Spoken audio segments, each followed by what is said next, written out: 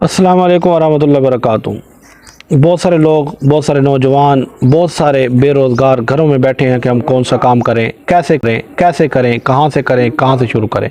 और बहुत सारे लोग चाय पत्ती का काम करना चाहते हैं, पर वो कहते हैं कि रैपर कहाँ से छुपाएं, पत्ती कहाँ से लें, कैसे उसको प्रिंट करवाएं, कैसे ब्रांड बनाएं, कैसे ब्लेंडर बनाएं।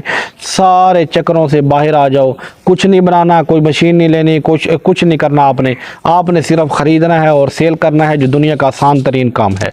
और सबसे कारोबार का बुनियाद यही है, कारोबार की बुनियाद ये बड़ी से बड़ी कंपनी यही कर रही है।